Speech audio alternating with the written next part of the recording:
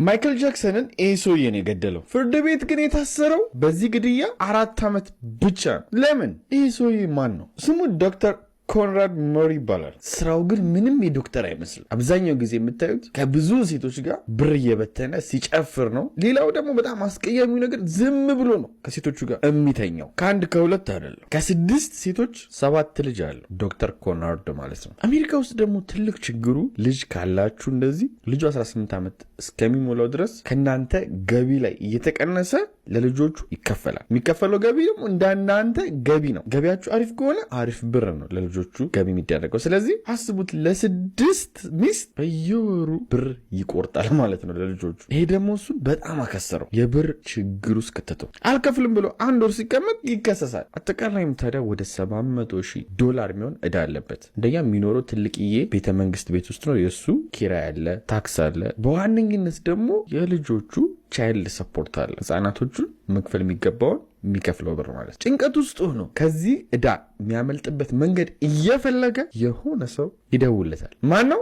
ማይክል ጃክሰን። ጊዜው 2009 ነበር እንደ ፈረንጆች አቆጣጠር። ስለ ማይክል ጃክሰን ብዙ ነገር ሰምታችኋል። 90ዎቹ ቤት ውስጥ በጣም ታዋቂ፣ በጣም የሚወደድ ፖፕ ስታር ዘፋኝ ነው። ከምታስቡትና ከምትጠብቁት በላይ ደግሞ አድናቂዎች አሉት። እሱ ኮንሰርት ሲያዘጋጅ በቃ ሁሌም አምቡላንስ አለ። ወይ የሆነ ሰው ይሞታል ወይ ፌንት በቃ በልተው በጣም ብዙ ሰዎች ወደ ሆስፒታል ይወሰዳሉ። ይህን ያክል ነበር የሚወዱት። በዚህን ያክል ዓለማችን ላይ በዘፈኑ እውቅና ያገኘ ሰው እስካሁንም የለም፣ ወደፊትም እኔ የሚኖር አይመስለኝም። እና ማይክል ጃክሰን ለማታውቁት ይህን ያክል እውቅና አለው ማለት ነው። አሁን ማይክል ጃክሰን እዚህ ሰውዬ ጋር ሲደውል የራሱ ምክንያት ስላለ ነው። ምክንያቱም ማይክል ጃክሰን $500 ሚሊዮን እዳ አለበት። ለዚህ ደግሞ ቆንጆ መፍትሄው ምንድነው? በየሀገሩ እየዞረ ኮንሰርት ማቅረብ። እሱ ደግሞ ታዋቂ የነበረው በ1990ዎች ውስጥ ነው። 2000 ቤቶች ውስጥ ብዙም አይደለም። እና ይህንን የኮንሰርት ሀሳብ በየሀገሩ ቱር ሲያዘጋጅ ከብዙ ቆይታዎች በኋላ ነበረ። በዚህ ምክንያት ሰው እንዳለ ኤክሳይትድ ሆነ፣ ደስ አለው። ማይክል ጃክሰን ሊመጣ ነው በሀገራችን አሉ። ማይክል ጃክሰን ግን በዚህ በኩል የራሱ ችግር አለበት። አሁን እድሜው 50 ነው። ማይክል ጃክሰን እንደ በፊቱ እንደ 90ዎቹ ኮንሰርት ላይ ወጥቶ ፐርፎርም ለማድረግ ኤነርጂ፣ ጉልበት በጣም ይፈልጋል። ኮንሰርት ደግሞ ለብቻችሁ 8 10 ከዛ በላይም ልዘፍኑ ስለምችሉ በጣም ነው የሚያደክማችሁ። ለ50 ዓመት ሰው ይሄ ከባድ ነው። ግን ምርጫ የለውም፣ ብድሩን መክፈል አለበት። በዛ ላይ ደግሞ ትኬቱን ገና ኦንላይን ላይ መሸጥ እንደተጀመረ ነው በሰዓታቶች ውስጥ ያለቀው፣ ተሽጠው ማለት ነው። ሰው እየጠበቀው እንደሆነ አወቀ። ያለውን አቅም ስለሚያውቅ ጭንቀት ውስጥ ይገባና መተኛት ሁሉ ያቅተዋል። በጣም መጨነቅ ይጀምራል። ካልተኛ ደግሞ የበለጠ ጤናው እየታወከ ነው የሚሄደው። ለዚህስ ዶክተር ያስፈልገኛል አለ። ይሄኔም ነው ዶክተር ኮናርድ ጋር የደወለው። የጠየቀውም ዶክተር ኮናርድን አንድ ነገር ነው። ቀዶ ሕክምና እያደረግኩ ራሴን እንድስት የሰጡኝ መድኃኒት ነበር። እሱ መድኃኒት በጣም ተመችቶኛል፣ እሱም መውሰድ እፈልጋለሁ ብሎ ጠየቀው ዶክተሩ። ይሄ መድኃኒትም ፕሮፖፎል ነው የሚባለው። ማወቅ ያለባችሁ የሚሰጠው ለመተኛት ምናምን አይደለም። ቀዶ ሕክምና ስታደርጉ ራሳችሁን እንድትስቱ ወይም ደግሞ እንዳትነቁ የሚሰጥ መድኃኒት ነው። እንደ ቀልድ ለመተኛት የሚዋጥ ነገር ወይም የሚወሰድ ነገር አለ። ዶክተር ኮናርድ ይህን ነገር ሲጠይቀው ማይክል ኖ ይሄ በጣም በብዙ በአንስቴዥያ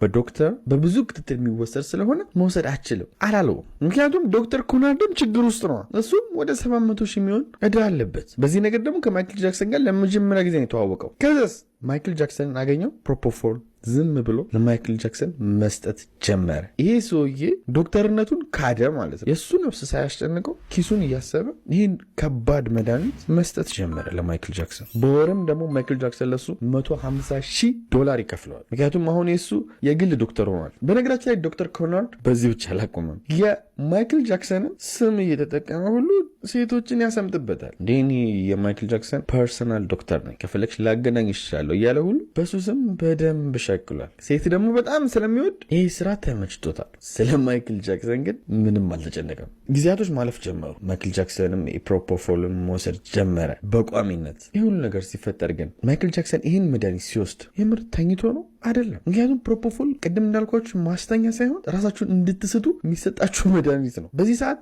ሰውነታችሁ ምን ያደርጋል? የልብ ምታችሁ ይቀንሳል። የሰውነት አካላቶቻችሁ በሙሉ የሚሰሯቸው ስራዎች ከሚያስፈልጋችሁ በታች ይሆናል። ደማችሁ እንደ ልብ አይንቀሳቀስም፣ ኖርማል እንደተኛ ሰው ማለት ነው። ግን በሚገርም ሁኔታ ማይክል ጃክሰን እኚህን ነገሮች ለቀናት ሲያደርግ አልሞተም፣ ወይም ደግሞ ልብ ምቱ በዛው አልቀረም። በተጨማሪም ደግሞ ልብ ብላችሁ ከሆነ ሆስፒታል ውስጥ ለምሳሌ ይህ መድኃኒት ሲሰጥ የልብ ምታችሁ በስክሪን እየታየ ነው። በጣም ዝቅ ካለ እንድትነቁ ይደረጋል። ግን የእሱ ልብ በምን ያክል ዝቅ እንዳለ ማይክል ጃክሰን ሲተኛ የሚያሳይ ምንም አይነት ስክሪን የለም። ይህ ሰውዬ በአጭሩ የሞት ጫፍ እየደረሰ ነው የሚመለሰው። ታዲያም ግን 3 ወር ካለፈ በኋላ ይህ ነገር እየተጠቀመ የሆነ ምሽት ላይ ችግር ይፈጠራል። ዶክተር ኮናርድ ከፕሮፖፎል ውጪ በጣም ዶዙ የበዛ እሱን ያስተኘዋል ብሎ የሚያስበውን መድኃኒት ሰጠዋል፣ የእንቅልፍ መድኃኒት። በዚህ ደግሞ ማይክል ጃክሰን ምንም ሊተኛ አልቻለም። ሌሊቱን ፍጥጥ ብሎ ቁጭ አለ። የእንቅልፍ መድኃኒትም በራሱ በጣም ብዙ ሳይድ ኢፌክት አለው። ምክንያቱም በእንቅልፍ መድኃኒት ውጠው ራሱ በዛው የቀሩ ብዙ ሰዎች አሉ። እሱ ግን አሁን የሰጠው የእንቅልፍ መድኃኒት ሰው ልጅ መውሰድ ካለበት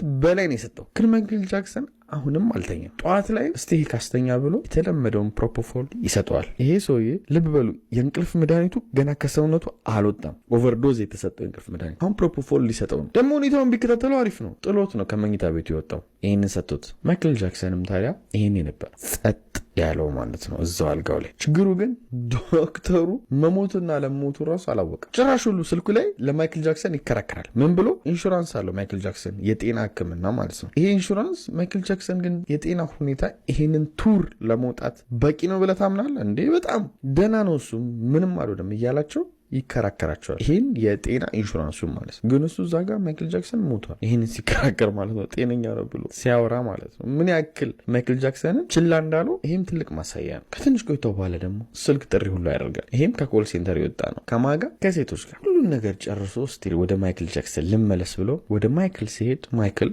በተኛበት እንደሞተ አወቀ። ማይክል ከሞተ ቢያንስ 30-40 ደቂቃ ምናምን ይሆናል። ግን አምጥቶ ሲፒአር ይሞክራል። ሲፒአር ማለት ልባችሁ ላይ ተደርጎ እንደ ጃምፐር ድርግም እየተደረገ የሚነሳ ነው እና በአጭሩ ኤሌክትሪክ ሾክ ነው። እንዲህ የሚደረገው ደግሞ ገና እንደሞታችሁ በሰከንድ ውስጥ ነው የሚደረገው የልብ ምታችሁ ለመመለስ። ይህ ሰውዬ ከሞተ 40-50 ደቂቃ አልፎታል። ደሙም ቀዝቅዟል። ግን የሚገርመው ነገር ሲፒአር እንዴት መስጠት እንዳለበት ራሱ ዶክተር ኮናርድ አያውቅም። አሁን ማድረግ ያለበት ነገር ምንድን ነው? 911 አምቡላንስ ጋር መደወል። ግን እንደዛ ላደረገ ለምን እንዳላደረገውም በጣም ትልቅ ጥያቄ የፈጠረብኝ ነገር ነው። ምክንያቱም የደወለው ጥበቃው ጋር ነው፣ የማይክል ጃክሰን ጋር ማለት ነው፣ ሴኩሪቲ ጋር። ከዛ የሰጠውን ፕሮፖፎል እንደብቀዋለሁ። ከዛ ጋም አነሳሱት፣ ስሪንጁን ምናምን በግሉኮስ መልክ አድርጎ ነው የሚሰጠው። እሱንም አነሳሱ ምናምን ለመደበቅ ሞከሩ። እናም በመጨረሻ ፖሊስ ጋር ደወሉ። መጀመሪያ ማይክል ጃክሰን 40-50 ደቂቃ በላይ ቆይቷል ሞቶ። አሁን ደግሞ ይሄን ነገር ሲያጸዳ 25 ደቂቃ ቆይቷል። አስቡት፣ ለ2 ሰዓትና ለ1 ሰዓት ተኩል አካባቢ ቆይቶ ነው አምቡላንስ ጋር ለመደወል ያሰበው። አምቡላንስ መጥቶ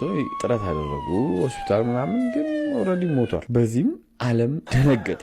የምሬን ነው የምላችሁ፣ ዓለም ደነገጠ። ምክንያቱም በጣም በጣም በጣም ታዋቂ ሰው ነበር። እሱን ለመቅበር ድፍን ዓለም ነው ወደ አሜሪካ የጎረፈው። ኢንተርኔቱን ደግሞ ለጉድ ነው ያስጨነቁት። ማይክል እንዴት ሞተ የሚለውን ለማወቅ ጎግል ሰርቨሩ መሸከም እስከሚያቅተው ነው ቢዚ የሆነው። ማንም እኮ በዚህ ምድር ጎግልን ቢዚ አድርጎ ያውቅም ሞቶ ማለት ነው። ለመጀመሪያ ጊዜ ጎግል ሰርቨር የተጨናነቀው ማይክል ጃክሰን ሲሞት ነው። እንዴት እንደሞተ ለማወቅ በተጨማሪ በሚገርም ሁኔታ የጉግል ካምፓኒ የመሰለ ሁሉ ሀክ ተደርጎ ወይም ደግሞ ተጠልፈው ምናምን ነበር የመሰላቸው ሰርቨሩ አልሰራም ሲላቸው ማለት የራሳቸው ሰርቨር ግን የነበረው ተጨናንቆ ነው። ይህን ያክል ተጽዕኖ ፈጣሪ ነበረ ማይክል ጃክሰን ማለት ነው። ታዲያም አንድ ጥያቄ ነበር የነበረው በጊዜው፣ እንዴት ማይክል ሞተ?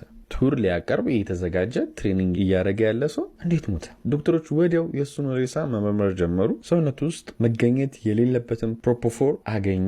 ለዚህ ደግሞ ተጠያቂ የሚሆን ሰው አለ ብለው ማፈላለግ ጀመሩ። የግል ዶክተር እንዳለው ሲሰሙ እሱን ሄደው ቀጨም አደረጉት። የዶክተር ኮናርድም ትክክለኛ ፎቶ ይህን ይመስላል። ፍርድ ቤት ቀረበ፣ ራሱን ተከላከለ። ማይክል ጃክሰን እንድሰጠው ስለጠየቀኝ ነው የሰጠሁት እንጂ ያስገድጄው አይደለም የወሰደው አለ። ይህ ማለት ደግሞ ማይክል ጃክሰን ለመሞቱ ራሱ ማይክል ጃክሰን ተጠያቂ ነው ማለት ነው። ዶክተር ኮናርድ የሚታየው እንደ ተባባሪ ነው። አሁን በቀላሉ ሳስረዳችሁ ማይክል ጃክሰን ገመድ ገዝቶ ቢያደረግ ራሱን ዶክተር ኮናርድ ደግሞ ገመዱን ሰጠ ተብሎ ነው የሚከሰሰው እንጂ እሱን ሰቀለው አይደለም። ይሄ አሁን እናንተ እንዲገባችሁ ነው። ስለዚህ እሱ መድኃኒቱን ሰጠ እንጂ ፍላጎቱ ማይክል ጃክሰን ነው በሚል 4 ዓመት ብቻ ተፈረደበት። 2016ም ከእስር ቤት ወጣ። ከዛም በሱ ስም ለመነገድ ሞከረ። እኔ በሱ ስም ነው የምለው ምክንያቱም መጽሐፍ አወጣ፣ የሆነ መጽሐፍ ዚስ ኢዝ ኢት የሚል መጽሐፍ ማለት ነው። እና ይህ መጽሐፍ ላይ ሀሳቡ ምንድን ነው? እኔና ማይክል ጃክሰን ያሳለፍነው ድብቅ ህይወት ምናምን፣ ከዛ ሰው ውስጥ ሁለቱ ያሳለፉት ነገር አለ ምናምን እንዲገዙት ማለት ነው።